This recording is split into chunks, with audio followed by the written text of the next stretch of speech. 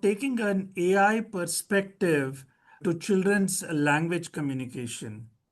And so we'll start by saying what exactly is AI. Many of you from computer science background, we all are familiar with the Turing test. And a definition was given with a small experiment to support it, where you have three entities, two human beings and one machine. So we'll call them person A, person B, and the machine. And there is a screen between person A and the machine and person B. And the idea is if the machine, which is behind the screen for person A, can fool person A into believing that it's actually person B by a conversation, by carrying out an intelligent conversation, then by this definition, the machine would be called intelligent. And so all the chatbots today come to mind, and they all impress us by how human-like conversations that they can carry out. So by this definition, we would say that they are all artificially intelligent. But of course, you and I know that in our daily lives, human intelligence, even when it comes to carrying out conversations, has many dimensions. There is the emotional aspect, there is context, humor, sarcasm, and so on. So, when it comes to artificial intelligence and human intelligence, when looking at a chatbot, there is more to be said. But at a high level, you could say that these chatbots are intelligent. But here is a nice cartoon because when humans speak, there is also deception, and that's somehow part of intelligence. And if you see here, this will be a tough thing for us to figure out whether the chatbot is also involved in deception. So now let me just look at intelligence definition as given by Marvin Minsky, which is a more practical definition of AI, who famously said, "What magical trick makes us intelligent? The trick is that there is no trick. The power of intelligence stems from our vast diversity, not from any single perfect principle." Marvin Minsky's take on artificial intelligence was as long as you have agents that can do tasks efficiently in an intelligent manner, they all together can be called intelligence. And so I think the current state of affairs, I would argue, is along Marvin Minsky's lines, where we have a whole bunch of tools that we develop which all kind of mimic human intelligence, and putting them all together, we can say we have a machine which is intelligent. In my presentation today, I'm going to focus on language communication, especially children's language communication. And when you look at communication, you usually have three parts. One is speech, that is one modality where we communicate. Then there is an important modality of writing. And then there is also a third modality, which is non-verbal gestures, right? Human beings are capable of just without even speaking or writing, just by expressions and gestures, they can communicate confusion, contemplation, doubt, confidence, boredom, and so on. So, given these three modalities in my presentation today, I will mostly focus on writing. And maybe at the end, I will talk a little bit about speech, if time permits, to inform you on what are some of the new topics that we are working on in speech. Looking at writing, I said, let me look at the landscape of applications and how difficult are these applications. Maybe I can put them all in some kind of a spectrum with three dimensions. One is how much is the context available? How much context is there for recognition? What is the ability of the tools that we have? And is this task being carried out by an adult or a child? And if you look at some examples, for example, a postal application would be considered as highly constrained, right? The address has many different components where they are all connected with each other with some constraints. Then you have a free flowing writing in a diary, and you can see the picture over there where the constraints are minimal, and also the domain knowledge is not available. It might be somebody's diary. We really don't know what they're writing about. And then you also have children who can read and write, but their abilities are limited usually, and they also might have some impairment to their abilities, for example, dyslexia. So that's the backdrop I have. We will be looking at writing communication across these different applications. So let's start by looking at one handwriting application which has very tight contextual constraints, and that is the task of interpreting a bank check. So the idea here is this bank check is understood if I can tell what is the amount that this bank check is conveying. And in order to do that, you can read the numerals in the box on the right, and you can also read the fully spelt out amount written in the line below. So that is called the legal amount, the spelt out amount. And the numerals, those are called the courtesy amount. So in case there is a discrepancy between the two, legally what is written out is what holds. And in order to do this recognition, you can look at the constraints over here. No matter who is writing the check and where the check is being written, chances are that the words in that legal amount will come from one of about 36 words. So the lexicon or the vocabulary is fixed. Those are the only words that can actually appear in that legal amount. So when we look at handwriting recognition for bank checks, there are two very powerful constraints. One is a limited lexicon, and the other is a consistency with the numeral or the courtesy amount. Another application is the postal application. In the postal application, once again, we have very tight constraints. If you look at the address block over here in the example, you have a zip code and you have a house number. These are numerals. And so the numerals can be recognized. Each numeral is between 0 and 9. There are 10 classes. If you get the right number, then you get a zip code and a house number. And once you have the numerals recognized, a postal directory provides very powerful constraints. So in that particular zip code, 14213, if you look at all the house numbers where the house number is 74, it turns out that there are only about a dozen streets where this can happen. And those dozen streets are shown in the picture over there. So now the handwriting recognition task becomes simply recognizing the street snippet image against this constrained lexicon. The difference between the bank check application and the postal application is that in the postal application, the lexicon can keep changing. There will be different streets depending on which zip code and which house number you are indexing the postal directory with. And there might be some zip codes where there will be very few streets, some there might be more streets.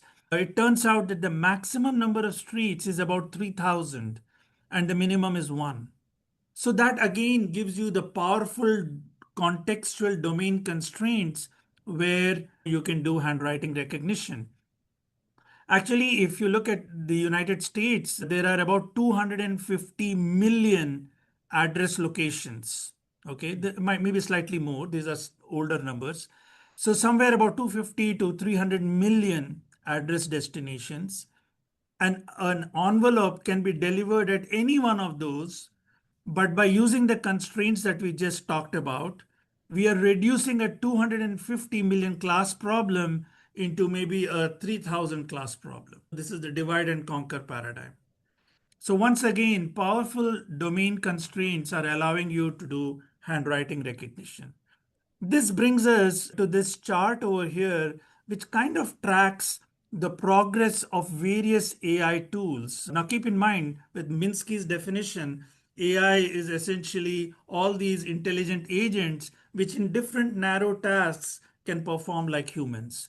So, if you look at this chart, the red line on the top, the red curve called handwriting recognition, started somewhere in the 1990s. So the applications of bank check and postal application, the solutions started coming deployed in the real field in the mid 90s. So you can see that progress in handwriting recognition, essentially riding those tight domain constraints, the context constraints, you are able to solve the problem. And handwriting recognition, you can see today, if you look at that red curve, is at that zero line. The zero line represents human performance.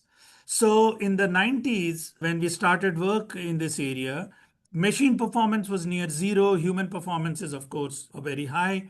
And then over the last 25 to 30 years, handwriting recognition is now at a place where it is better than human beings because it does not have fatigue. It makes fewer errors.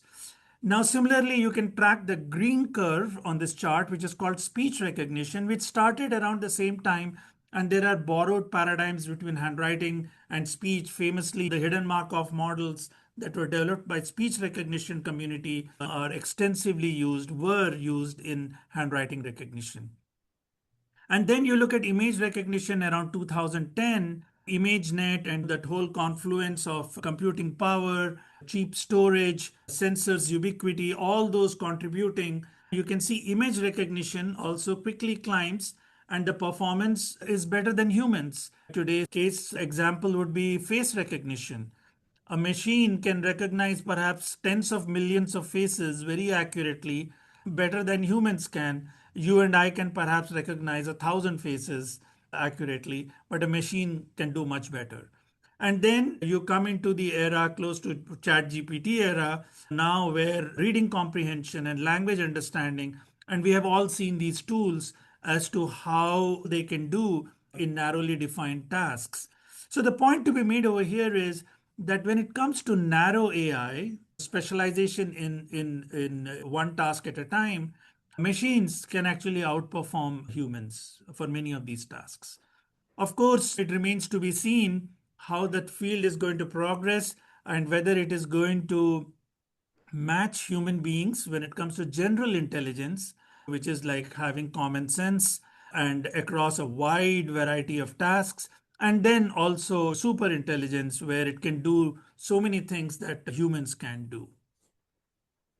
So, given that backdrop on how for narrow applications machines are performing extremely well today, let's go back and look at some of the applications that were built on the founding principle of humans having superior abilities over machines.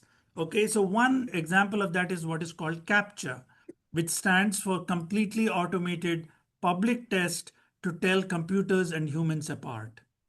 And we are all familiar with these captchas, these squiggly codes that you can see in the picture. These were so common about 10, 15 years back. Every time you went to a web service, you had to go and solve these captchas, essentially type out in a box as to what is written. And it's a reverse of the Turing test, because now if you look at the diagram on the left bottom, the three entities, which for the Turing test had two humans and one machine, now it has two machines and one human. And so there is again a screen, right? It's the internet. So the machine must decide whether from the other side of the screen it's a machine or a human that is having a conversation. In the Turing test, it was a human being that was deciding. And this has to be done automatically, right? So let's say you're going to a web service and you want to get some service over there, and these codes are served. You have to prove that you're a human. And then a machine will decide whether or not you're a human. So this led to some work on what are good captchas, because you are creating these squiggly codes, and these codes must have the following property, that they must be very easy for humans to decipher, because we want people with all kinds of abilities, all age groups, to be able to access the web services. And but the machines should not be able to do it. So we were looking for that sweet spot in designing these codes, what are called captchas. Now, what has happened over the last 10, 15 years is that machines have become much better in reading. Now, keep in mind, when we looked at captchas, the reason this was difficult for machines was that these words don't have any context. Remember, when machines are doing very well in narrow applications, that is because there is context. It uses the context in the bank check, it uses the context in the postal application. But when you come up with codes like these, which are nonsensical words, they are not dictionary words, and they are squished together, then the machines really don't know how to apply context.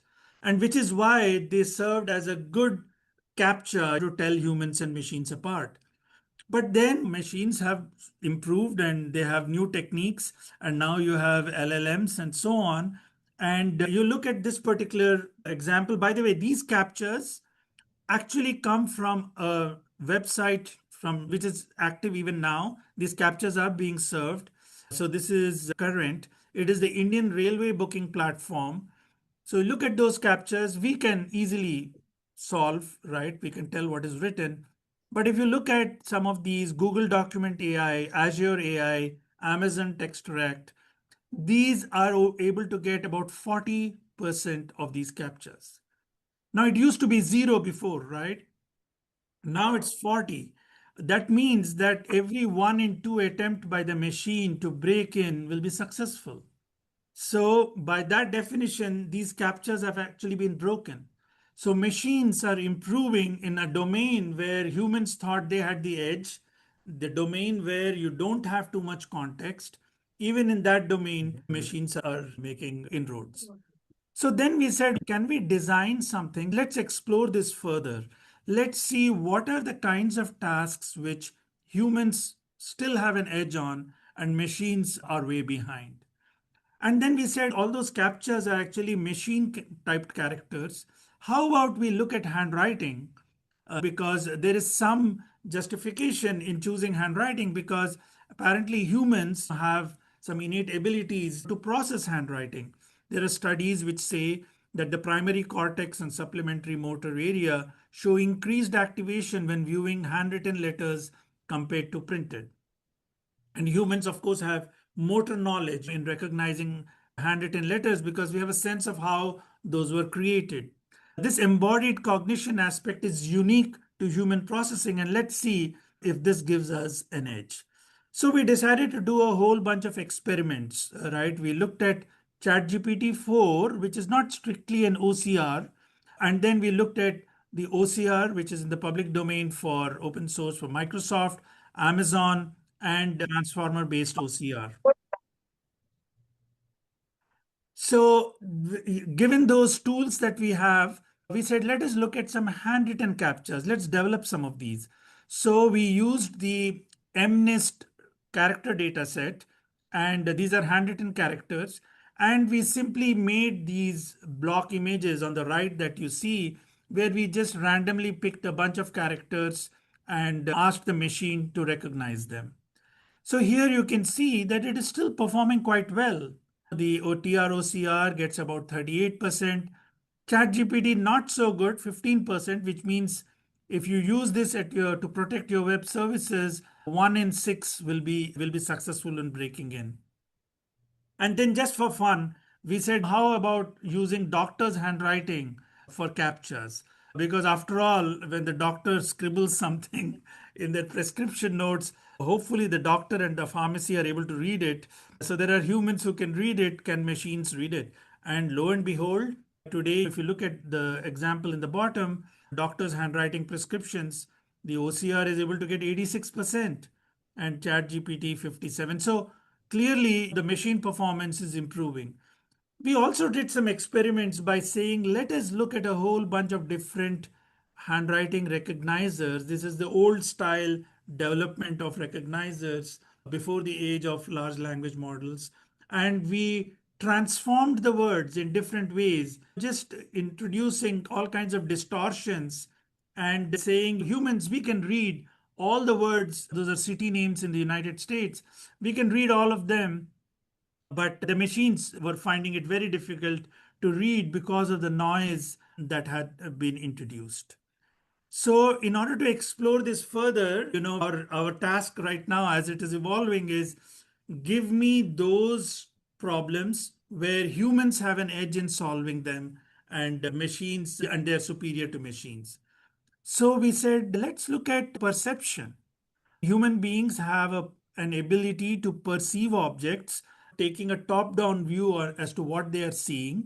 And we looked at some of the Gestalt's principles, and we are all very familiar with these experiments where we tend to group objects which are similar together, and if they're close together, we group them. Look at the example in the middle. where we all perceive a triangle when no triangle actually exists. It is an illusion created. And so we have an ability to put everything together and take a top down view. Also, we have an ability to look at continuity. You look at the example on the right over there, where we do see two lines or curves crossing each other. We don't see it as four different parts. We just see them as two different parts and so on. So we said, okay, let's experiment with this. And we looked at what is it that OCRs can do, what is it that LLMs can do, and let's see if this is an area where humans can still assert their superiority. So if you look at single digit recognition, by the way, this is the MNIST data set, which has been available for 30 years, 30 plus years. And OCRs that are trained and tested on these can perform at 99.5%.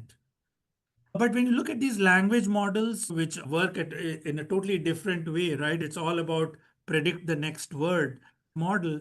So you look at GPT 4o, it got 92%.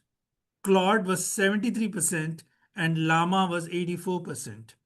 All that I'm doing is I'm giving single digits and saying recognize this digit, and it is not performing as well as some of the traditional OCRs.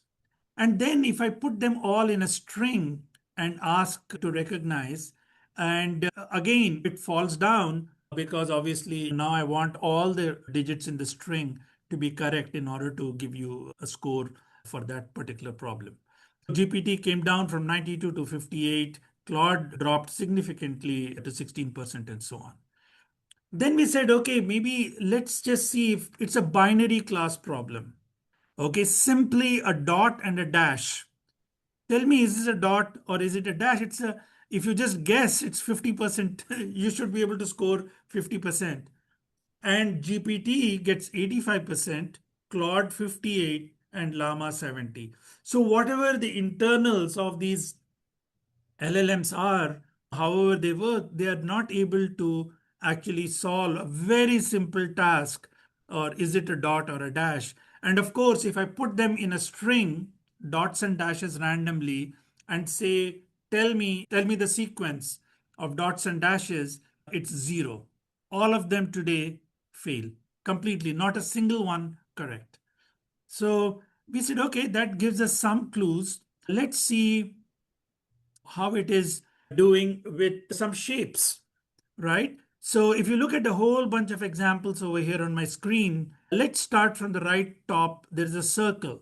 All of us can see that there is a circle. And if I ask the LLM, I give the prompt saying, choose any starting digit, go either clockwise or anti-clockwise. Just give me the correct sequence of digits. And the idea is I want to test if these machines can recognize the shape that you and I can. So the same thing with the square or a triangle or a bunch of things in groups of rows and columns where all human beings can immediately do this task. Now, if you look at the performance of these machines, and these are results as of just a week back. When it comes to a triangle, look at that, zero. So we created these at random, and maybe there is a clue over here because these LLMs are learning from all the language that it sees on the internet. And there is that context of grammar and so on. What word usually follows another word, which sentence follows what. But now we are looking at random sequence of digits. The only thing that is holding it together, the context that humans can so easily adopt over here, is the shape, because we have the high level gestalt view that it's a triangle, whereas the machines are failing completely. So we did a whole bunch of these experiments. And just to give you an idea, this is how the prompt, by the way, we were trying to help the machine as much as possible, right? So the prompts would be something like this. You are a specialized OCR model for handwritten digit recognition. Your task is to tell us these digits in a specific pattern. Examine each image carefully for handwritten digits arranged in a pattern. Recognize the digits by following the pattern in either clockwise or counterclockwise direction. You may start at any point in the pattern. but maintain consistency throughout your reading. Focus on the overall shape. We even tell them there is a shape. Can you recognize it? And the response format requirements will provide only the recognized numbers for these images, present results as a single line of comma separated values, do not include any explanations, and for multiple images, you do it in a batch, and so on. So we tried to keep it very fair so that we just want to check whether or not it can do the shape. Then we tried a few other shapes such as these. There is a cross, there is a T shape, and there is an X shape. Now let's look at the X shape. If I said, asked a human being, can you tell me the digits? So we will just say 07244. And then for the second part, we could either start with a 4 or a 3, go up or down. So we understand that it's a cross and the machines cannot do it. So I just tried out a few of these. So here are some interesting observations, and of course, this is ongoing. Is that suppose by the way, Llama is open source available 3.2, and you can actually train it. So we said, okay, let's create these shapes with these digits the way I showed you, 10,000 of them, and train it, and then ask. So training means we have told the answer, okay, these shapes, this is the sequence that should come out, and it could not get a single one for the circles and triangles. For some reason, it was able to pick up some in the squares, but still nothing very good. So, what we concluded was if you put digits in a straight line, it is able to do reasonably well. Okay. So, in this example, you can say reasonably is this relative term. It got 58%. Claude got 16%, even there, and Llama 53%, because it is probably just trained to just look to the right like a text sentence, and that's what it has been doing. Then if I look at all those different shapes and I just did an average, GPT was 11.5% in recognizing the shapes, Claude 5, and Llama was almost nothing. Now I changed the experiment a little bit. I said, okay, what if you just give me the digits in any order?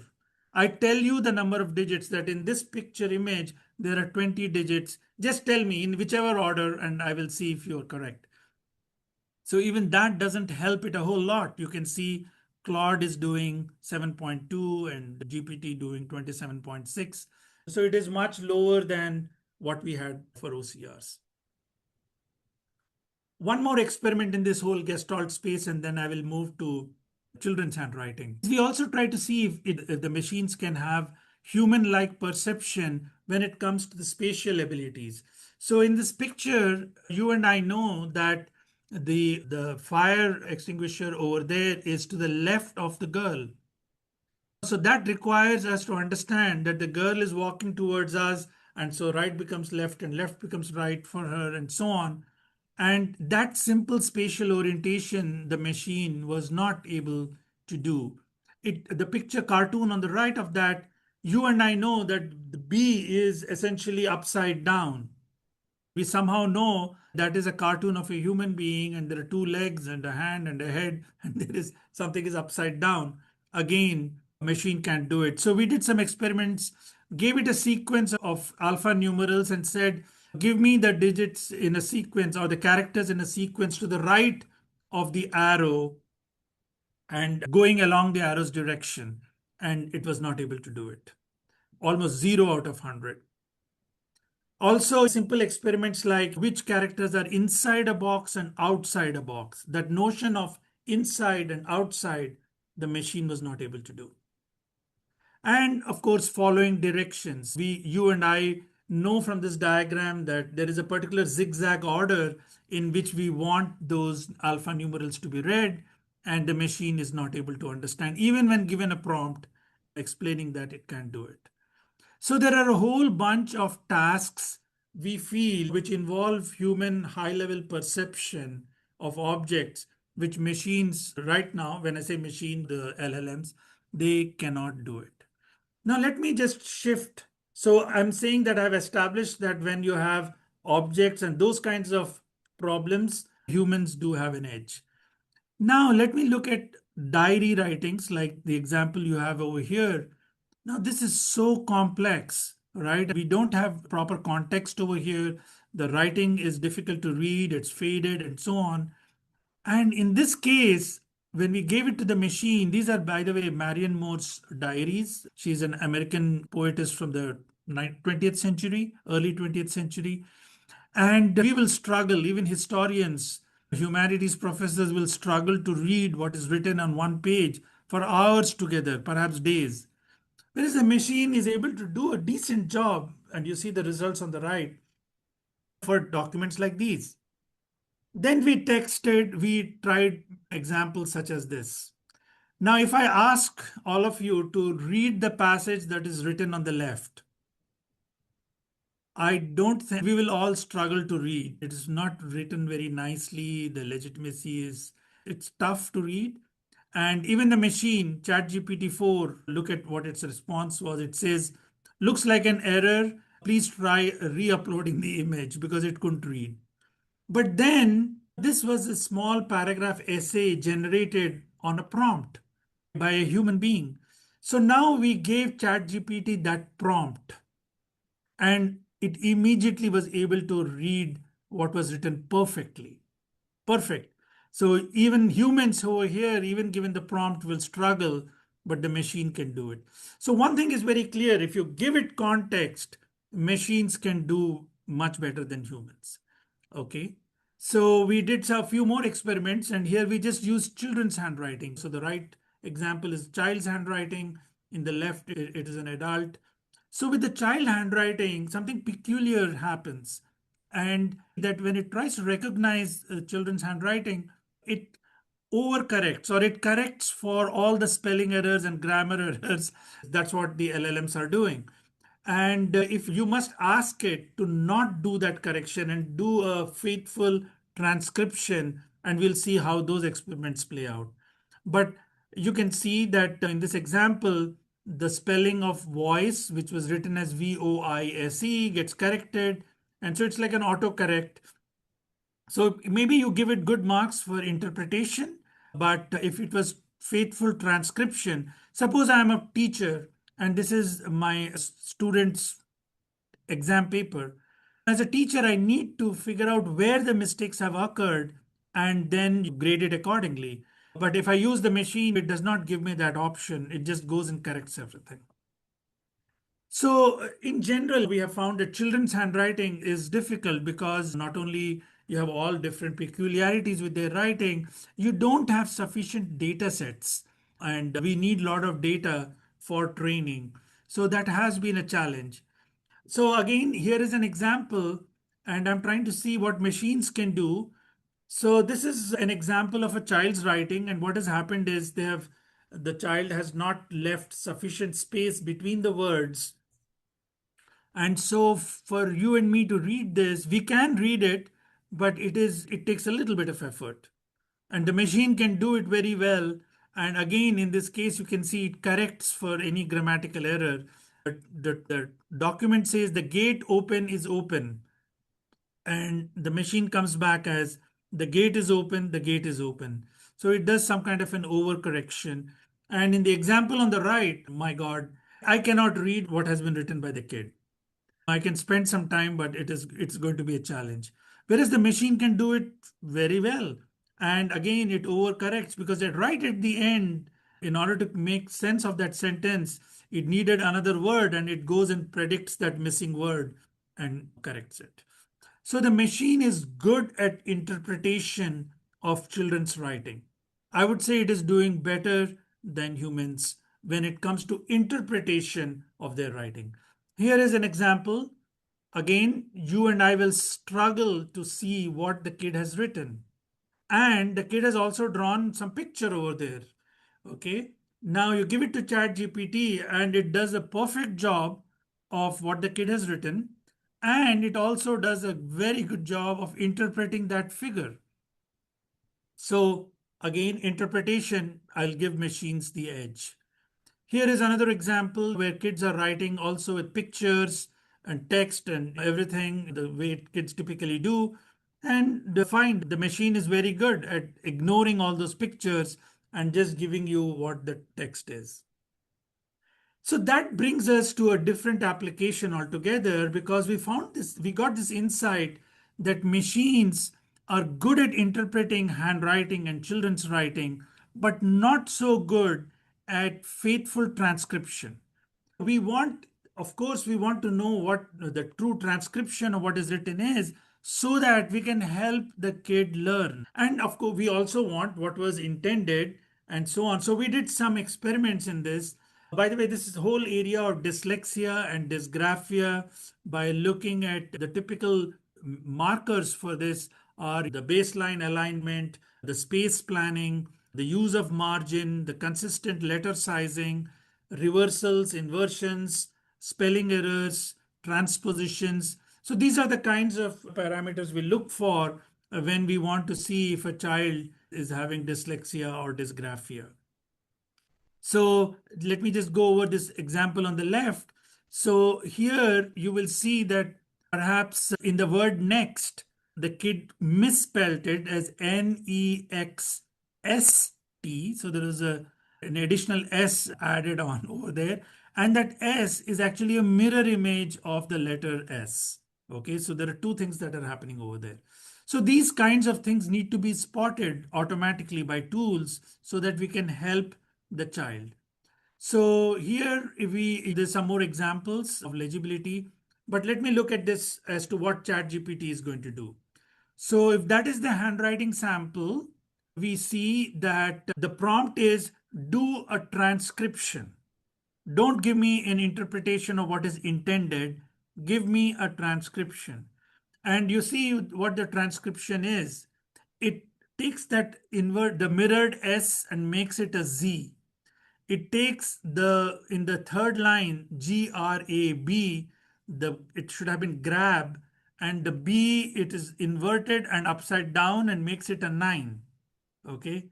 So when you're looking at the transcription, those are the kinds of corrections that we want. And the machines are not very good at this. Here's another example.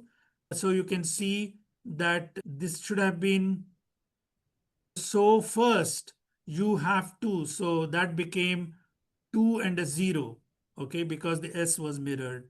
And same thing, the example on next and so on.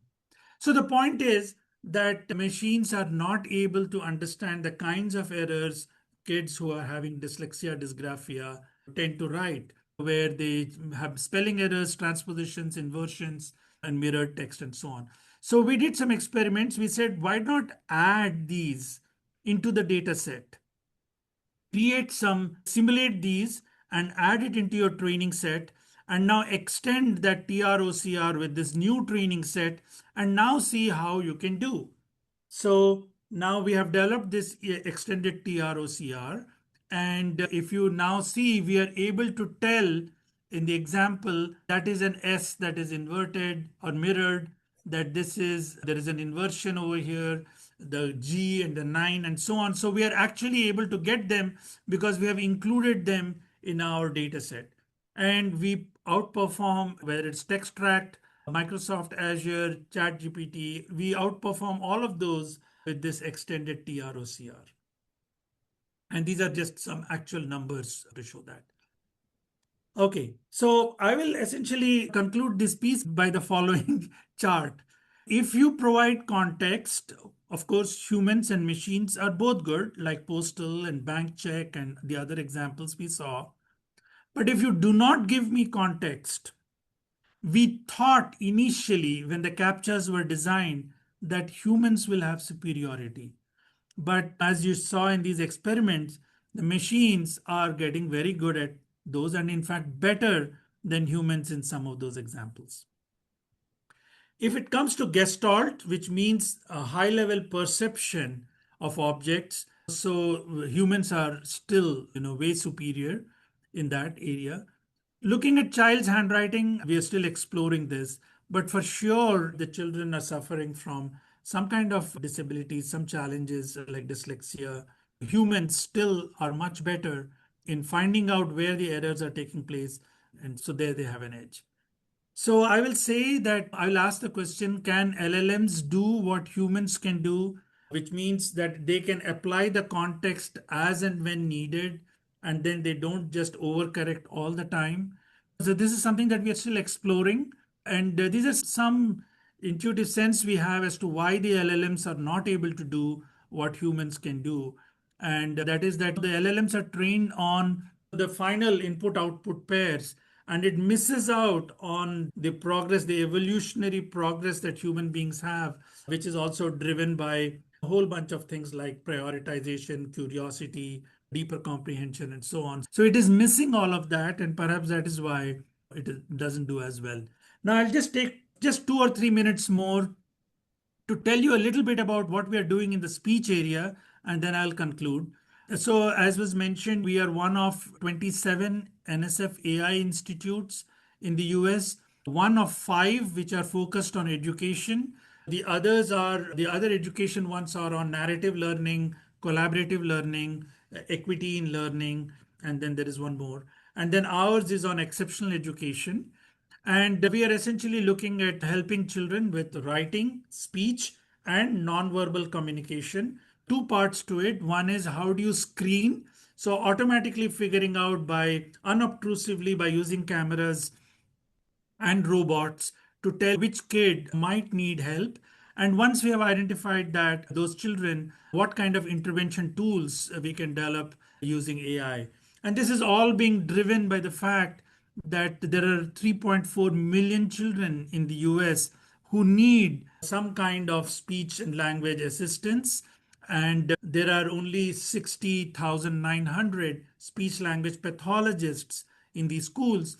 So, what is happening right now is the referral system is ad hoc during the screening process, and the interventions are mostly group based.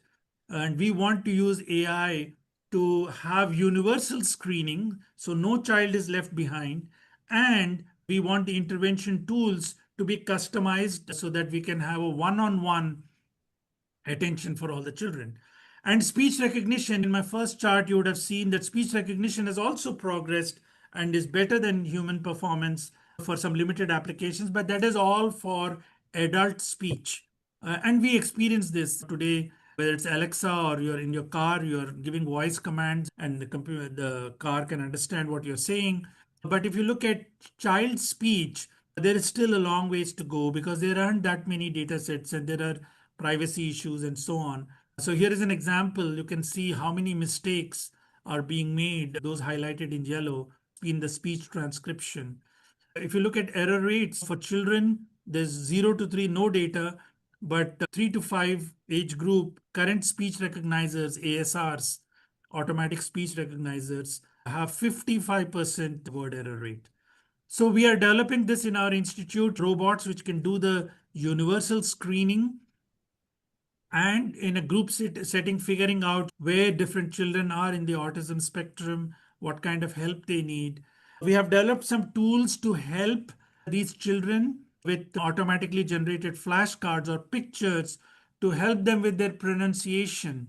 And if we can get a tool which can do this automatically, then of course it saves time for the speech language pathologist, and it can be done repeatedly many times without fatigue. And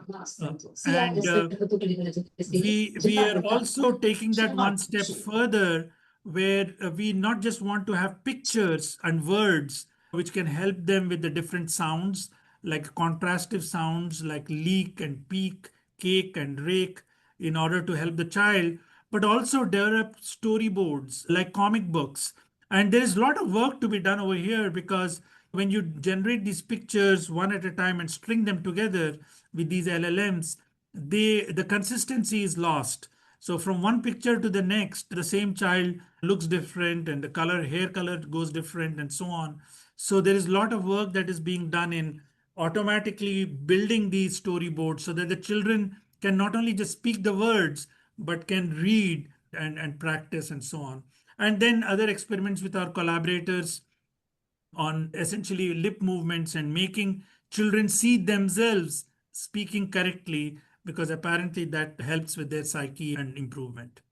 Okay, so with all of that said, I think I'm just on time for a few questions. Thank you very much and happy to take questions.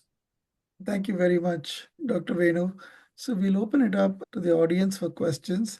I request you to maybe briefly turn on your video so we can see who are here just for a little bit while the question session is going on. Thank you so much.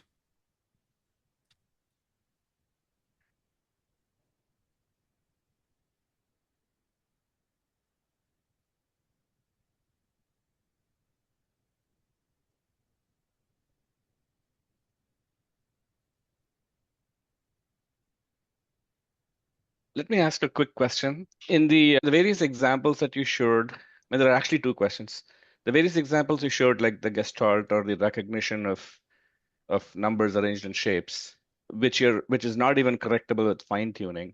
Is that a fundamental problem in those classification problems, or is that specific to the transformer architecture that goes into Yeah, we are Linux? trying to explore this. We feel it is an issue with the architecture, the way it is looking at picture recognition and how it's all set up with what is the next token and so on. I think we are exploring it because we can only do this by experiments. Right now, we have some guesses as to why it is not doing it, which is why we tried to do it in stages. We said, okay, if I only give digits, just single digit, it is able to do it around 90%, not at 99%, which OCRs would do. Right? So it can do it. But once you group them together, for some reason, it doesn't really know how to go to the next digit in a picture. And I think, I don't know if it is related, but I have seen similar issues. If you ask ChatGPT to generate pictures and they have text in them, and it makes all kinds of strange words in those pictures if you have tried them out. So there is something, I'm sure those things will be developed and improved as we go along, but it is something to do with these things operate, I think, in the architecture itself.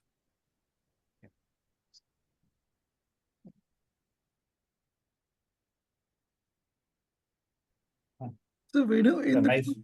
yeah, This is a nice talk. I'm Thomas from Coimbatore campus. I just had a small doubt on.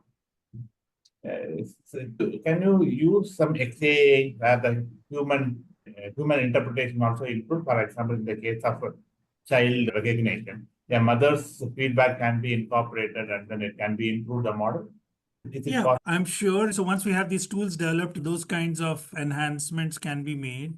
Because Okay. one part which we were told was when the child looks at itself, speaking it correctly. So if we can come generate an image for the child where the words are actually spoken correctly with the lips and mouth movement, then watching it, it's able to fully, do better. Maybe the yeah. mother thing also has that connection. It's an interesting idea. We haven't tried it, but sure. So the Once we know how to, parent interpretation may be also included in the AI model, so that the predictions or accuracy classification may be improved. yes, this is one very good example of where most people are using lip movements and synchronizing it with text for fake news. So we can actually use it for something which is for the public good. You come up with the text and you do the proper movement and make that child actually say it correctly in the picture. And then, of course, have the mother say it and so on. So all those things can be tried out given that we have that ability. Nice. Thank you. Dr. Smitha had a question. Please go on. Thanks for the talk today.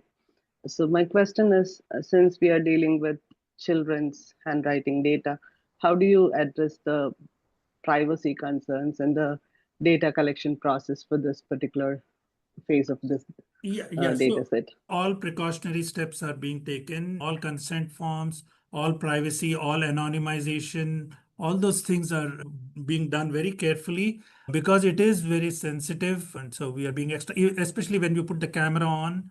It's one thing to just get a handwriting image or an audio sample, and it's a totally different level when you also have the children in the video and picture.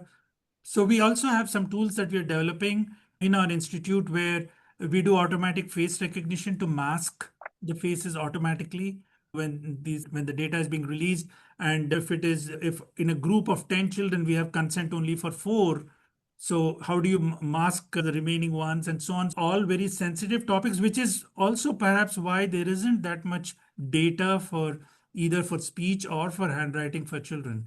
But yeah, we are treading this very carefully, keeping in mind all those issues. So just a follow-up question based on that. Have you noticed any bias towards cultural or linguistic aspects or the based on the racial differences? Have you noticed any pattern or bias of the model? Yeah, right now we haven't looked at that. In fact, we are trying to make sure ahead of time to not have that bias. So, for example, for all our speech recognition tools, in the screening process, because you can have non-English speaking people, right? It should not be just because I cannot speak English fluently doesn't mean I have a speech disability. So, coming up with those markers which are agnostic to the language and so on. So, we have people from the learning science in our team and they are proposing ideas. For example, there is a concept of automaticity, which is essentially about how many times, how fluently do you say it, how many times do you go and correct yourself, how many times we say, and so there are a whole bunch of non-language specific things. So we are keeping that in mind. And also for pronunciation, even within the US, in the South, there is a different way of saying some words. And also African Americans, they have a different way of saying certain things. So we are very sensitive to all of that. So whatever we develop, in fact, one of the main motivations for this institute, the AI Institute, was that in rural areas and under-resourced areas, you have no speech language pathologists. So schools have children who have nobody addressing these. And the SLPs, the speech language pathologists, sometimes probably don't want to go to certain areas. So having these AI tools in the hands of guardians, teachers, and folks over there will help alleviate that. So we're trying to actually address that equity issue totally. Thanks for answering. Thank you. Perhaps we can take one more question is from the chat from Mr. Santanam. Any collaborations or experiments planned with India-based alternative schools under NIOS scheme which cater to special children? Bharat, we have a joint institute. Dr. Prema is on the screen over here. I see Amrita and UB, we have MOU of collaboration. We are already collaborating. We have a postdoc from Amrita from your labs and a student over here. In fact, much of the work that I have presented over here is thanks to them. The collaboration is already going on, and within India, we have talked to a few groups. There is a lot of interest and enthusiasm, but then it does not somehow persist, maybe because of the data sharing challenges which have to be worked out. Amrita and UB, we are already, I think, I don't know, in maybe that Mr. collaboration. Santanam, if you would like to clarify your question very briefly, we can take it or we can discuss offline. Maybe he's muted and perhaps he might have stepped away. If there aren't other questions, I thank you all very much for joining. I thank Dr. Venu for sharing his very valuable time. I will keep you all informed about the subsequent lectures in the lecture series. We will try to average about one a month, depending upon the speaker's availability.